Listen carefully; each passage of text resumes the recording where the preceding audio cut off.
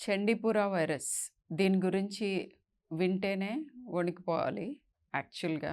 First మీకు ఒక good news చెప్పి, తర్వాత వైరస్ గురించి మాట్లాడతా. గుడ్ న్యూస్ ఏంటంటే, ఇప్పటి వరకు 2005 తర్వాత ఆంధ్రప్రదేశ్ అండ్ తెలంగాణలో ఈ వైరస్ ఔట్‌బ్రేక్ దాఖలాలు లేవు. That is the good news. కానీ తెలుసుకోవటం మంచిది. అండ్ ముందస్తుగా జాగ్రత్త పడటం మంచిది కాబట్టి వైరస్ గురించి మాట్లాడుకుంటున్నాం. ఈ టైంలోనే ఎందుకు మాట్లాడుకుంటున్నామంటే, స్పెసిఫిక్‌గా 22 మంది పిల్లలు చనిపోయారు గుజరాత్‌లో. అండ్ ఇంకా ద నంబర్ మైట్ రైజ్. ఈ పర్టిక్యులర్ వైరస్ శాండ్ ఫ్లై, ఫ్లెబోటమస్ అంటారు. దాని ద్వారా, అది వెక్టర్. దాని ద్వారా వ్యాప్తి చెందే బుల్లెట్ లాంటి ఆర్ఎన్ఏ ఆర్బోవైరస్, చండీపుర వైరస్. ఈ పేరు ఎందుకు వచ్చిందంటే, ఫస్ట్ కేసెస్ 1960స్‌లో మహారాష్ట్రలో ఇదే పేరుతో ఉన్న రీజియన్‌లో డిటెక్ట్ అయింది. అండ్ డెంగ్యూ, చికెన్ గునియా, వేరే వేరే బ్రెయిన్ ఫీవర్ వైరసెస్ని చెక్ చేస్తున్నారు సడన్గా పిల్లలు చనిపోతూ ఉంటే. అప్పుడు కనుక్కున్న వైరస్ చండీపుర వైరస్. అక్కడి నుంచి మల్టిపుల్ అవుట్‌బ్రేక్స్ అయినాయి.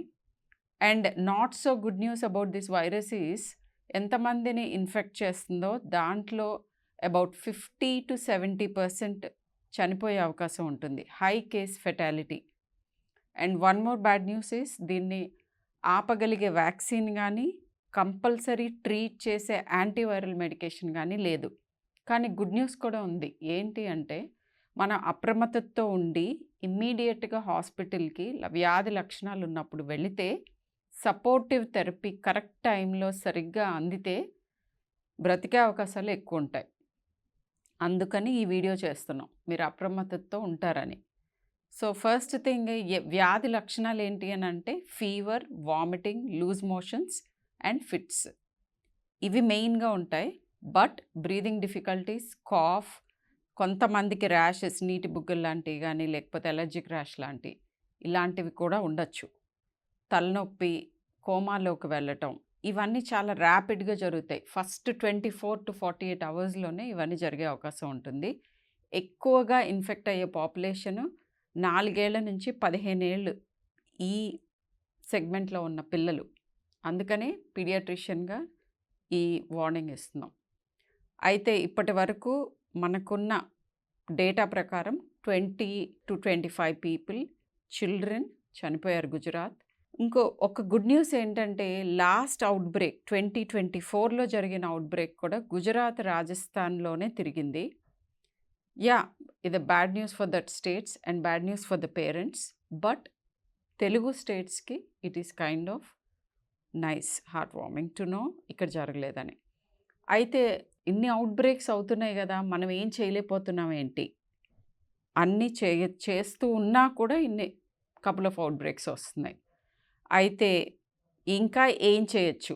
Insecticidal activity. అంటే ఈ శాండ్ ఫ్లై అంటాం. ఇది స్పెసిఫిక్‌గా మస్కిటోస్ ద్వారా కూడా వస్తుందా లేదా అనేది ఇంకా మనకు తెలీదు.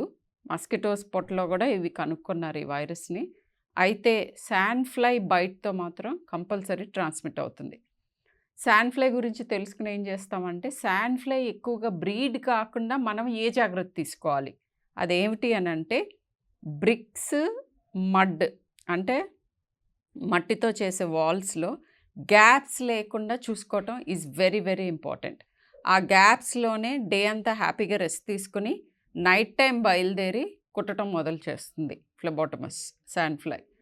అండ్ బ్రీడింగ్ సీజన్స్ యూజువల్‌గా వర్షాలు పడేటప్పుడు మోడరేట్ రెయిన్‌ఫాల్ ఉండి లో ఆల్టిట్యూడ్ ఉన్న ఏరియాస్‌లో ఎక్కువగా చూసాం. Couple of times high altitude కూడా చేంజ్ అయింది.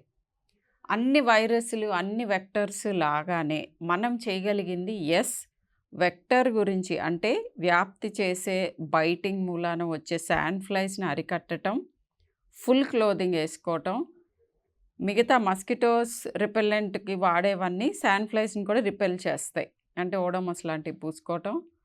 అండ్ ఇంట్లో చెత్త చెదారం లేకుండా చూసుకోవటం, వాల్స్ ప్రాపర్‌గా ప్లాస్టర్ చేయటం, వ్యాధి లక్షణాలు ఉండగానే ఇమ్మీడియట్‌గా హాస్పిటల్‌కి రిపోర్ట్ చేయటం అండ్ మెడికల్ సలహా తీసుకోవటం.